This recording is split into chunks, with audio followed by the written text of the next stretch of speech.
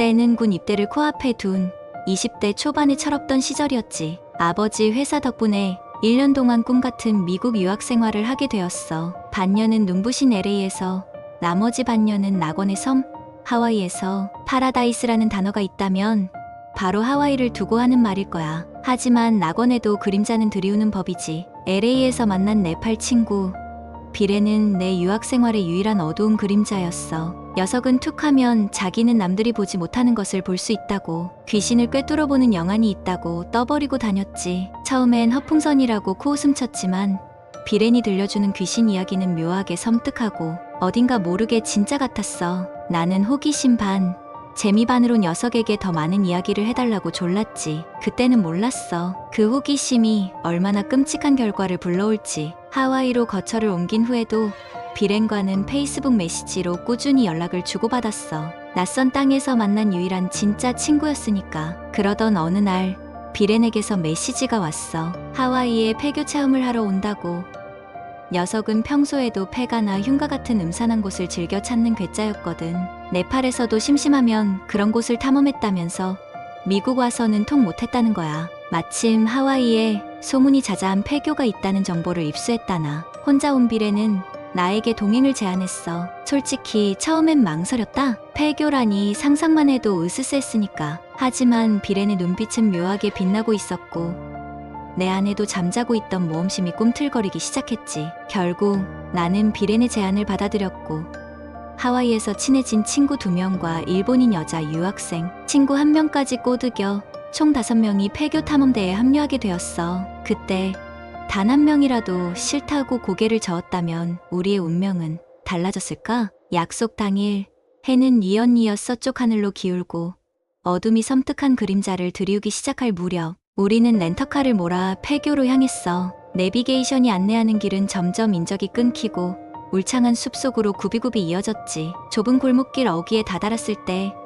낡은 구멍가게 하나가 덩그러니 서 있었어. 일본인 여자 유학생 친구 유키가 갑자기 겁이 난다며 여기서 기다리겠다고 하는 거야. 유키는 평소에도 겁이 많고 미신 같은 것을 맹신하는 아이였거든. 우리는 유키를 구멍가게에 남겨둔 채 어두컴컴한 숲길을 따라 폐교 정문으로 향했지. 그때 유키의 눈빛이 어딘가 불안해 보였던 건 기분 탓이었을까? 폐교 정문에 도착하자 숨막힐 듯한 정적과 함께 으스스한 기운이 온몸을 짓눌렀어. 녹슨 철문은 굳게 닫혀 있었지만 오랜 시간 방치된 탓인지 힘을 주자 삐걱거리는 소리를 내며 열렸지. 정문 안으로 들어서자 길게 뻗은 학교 건물까지의 어두컴컴한 길이 눈앞에 펼쳐졌어. 잡초가 무성하게 자라난 운동장, 깨진 유리창, 무너져 내린 담벼락. 폐교는 마치 시간이 멈춰버린 듯 죽음의 그림자가 드리워진 공간처럼 느껴졌어. 그 순간 심장이 쿵 하고 발밑으로 곤두박질 치는 듯한 불안감이 엄습했지.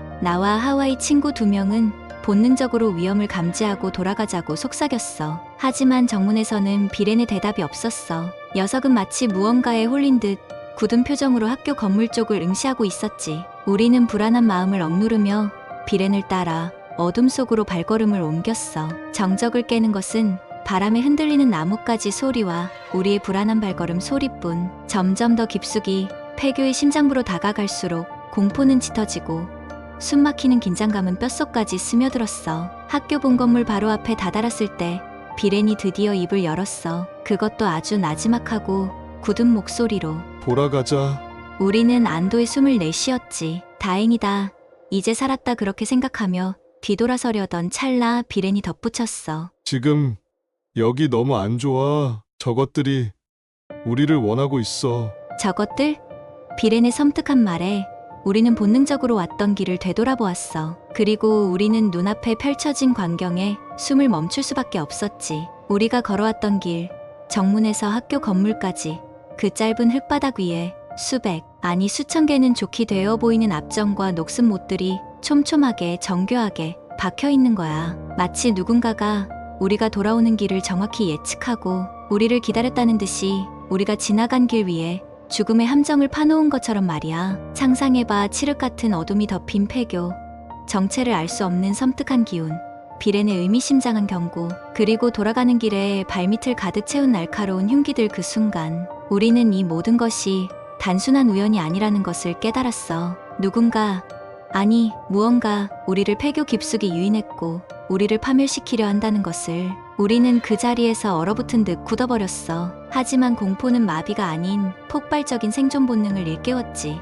우리는 동시에 비명을 지르며 미친 듯이 뛰쳐나갔어. 넘어지고 부딪히고 발이 찢기는 고통도 느낄 수 없이 오직 그 죽음의 공간에서 벗어나야 한다는 생각뿐이었지. 뒤돌아볼 용기조차 없었어. 혹시라도 저것들이 우리를 쫓아올까봐 정신없이 구멍가게까지 달려와 숨을 헐떡이며 유키에게 매달렸어. 유키, 누가 우리 쫓아왔어? 혹시 봤어?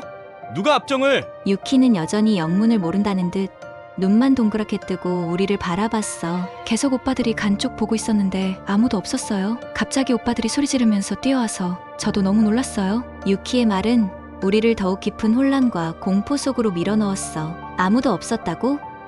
그 수많은 압정들을 누가 어떻게 그 짧은 시간 안에 설치한 거지? 우리는 맥주 몇 캔을 허겁지겁 사서 해변으로 도망치듯 향했어. 끔찍했던 폐교에서의 기억을 술로라도 씻어내고 싶었지. 해변가에는 물담배를 파는 히피들이 득실거렸는데 너무나 극심한 공포에 휩싸인 나머지 정말로 저런 환각에라도 의존해야 하나 진지하게 고민했을 정도였어. 결국 맥주만 홀짝이며 애써 불안감을 억누르려 발버둥 쳤지. 하지만 귓가에는 여전히 비렌의 섬뜩한 목소리가 맴돌고 있었어. 저것들이 우리를 원하고 있어. 겨우 술 기운을 빌려 진정을 되찾고 나서 우리는 조심스럽게 비렌에게 물었어. 비렌 도대체 뭘 봤길래 그렇게 질겁하며 돌아가자고 한 거야?